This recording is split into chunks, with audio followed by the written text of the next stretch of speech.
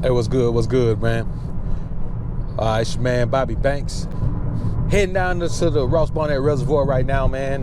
Got quite a drive in front of me. I'm about 30 minutes out right now, and I'm gonna go over there, man. And the water's right. It's been getting right, but they got a little rain over there. So, like I told you, when I'm over there, I only go over there and fish whenever the water's running at the spillway. I'll never go fish the spillway if they don't have the turbines on.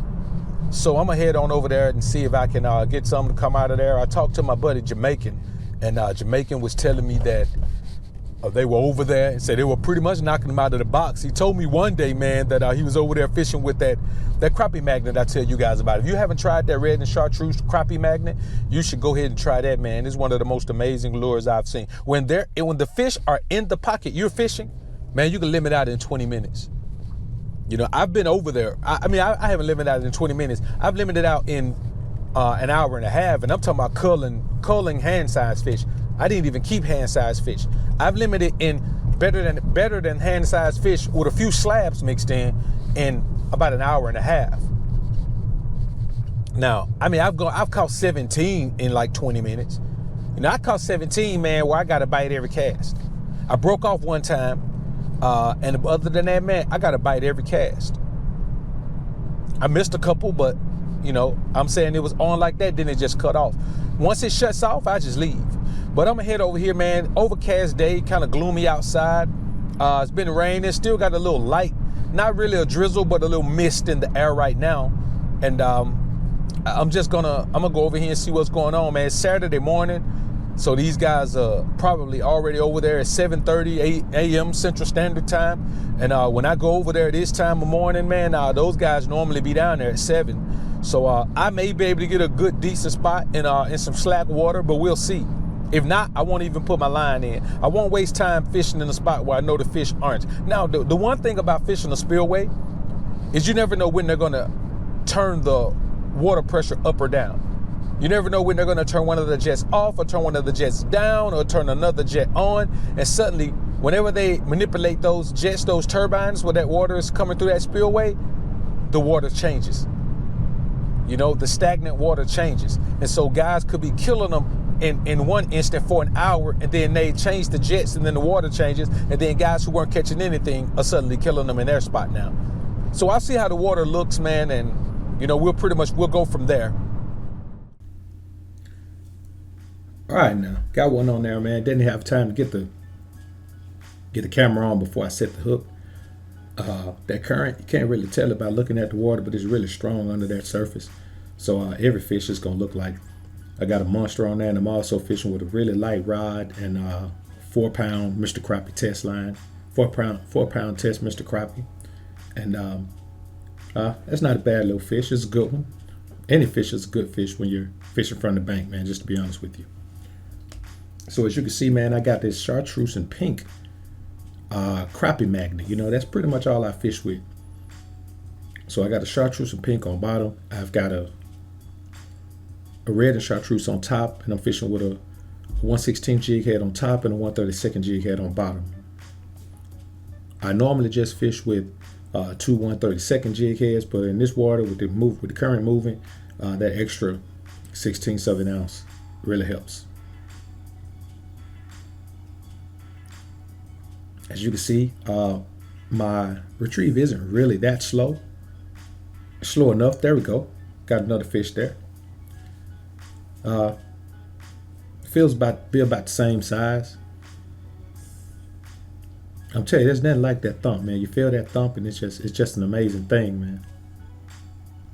So you can see another fish, another one on the pink and chartreuse.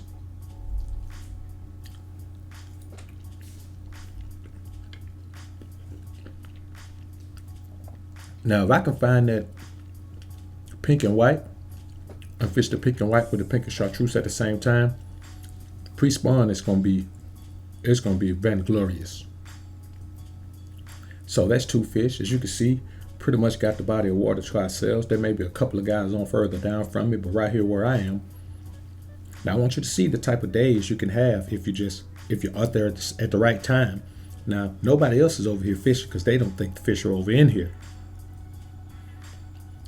But I look at that foam and I'm catching the fish under that foam. Sun is up bright. Those fish are hiding under that foam, waiting for that shad to ride by so they can hit it.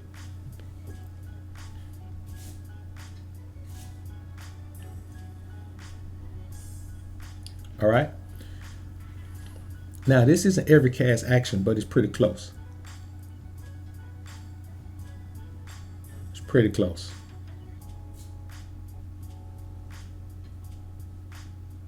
All right. You see I'm doing that little bounce? That little bounce gives that tail a little wiggle to make it seem like an injury. There we go. Another fish.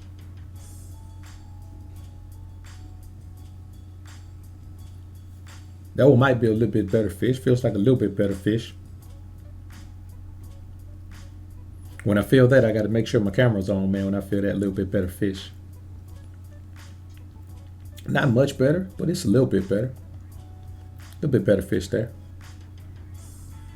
Felt good anyway. Now you can see I've changed to a Bobby Garland jig there. But you see I've changed rods as well. So every now and then I'll do a switch up. You know, once, you know, you have to throw them different presentations, because just because the fish stop biting, what you're throwing out there doesn't mean the fish are gone. Sometimes the fish just, they're there. So that's a pearl white Bobby Garland jig at the bottom. And I've got a, what I call a boogie in pink. It's got a boogie top, blue sparkle top with a pink tail. And for me, that combination normally works best together whenever I'm fishing one of these straight tail jigs like a Bobby Garland here. Got a little tangle in the line there, man. And with that long 12-foot line, you don't want to try to stand that rod down. All right, let's see if we can get another one to bite this. As you know, and you know, when I use these straight tail jigs, I do a little bounce. You don't have to do that with the crappie magnet because it's got the two tail fins, so it kind of twists. There's a fish. Now this one is probably a little bit better fish. Probably a little bit better. Yeah, it's got a little bit more pull on it. So let's see what we can get out of here this time. Oh yeah. That's a much better fish. Much better fish.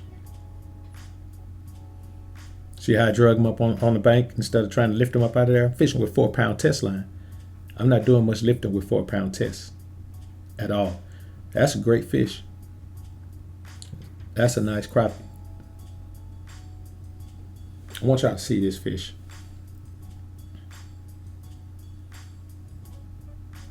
That's a nice crappie, man. Not quite a slab, but it's bordering on that. That's a nice crappie, man. It might count as a slab. That's a nice crappie, man. All right, let's see if we can go get another one of those out of there.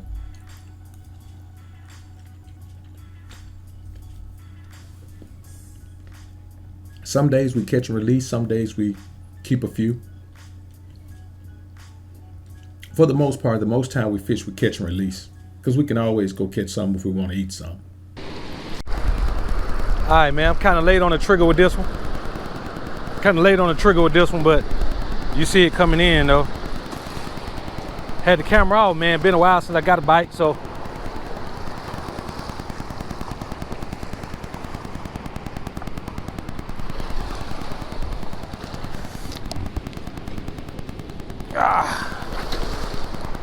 So like I told y'all before, this is the side we're looking for. This is the side we're trying to take home, man. So look, guys, it's been a fun day of fishing on the lake here. As you can see, man, been really enjoying the things. Got the jets open over there. Been having a blast out here today. We'll be back out here tomorrow, man. I'll see you guys then. And just so you know, man, we all need peace of mind. And this is mine.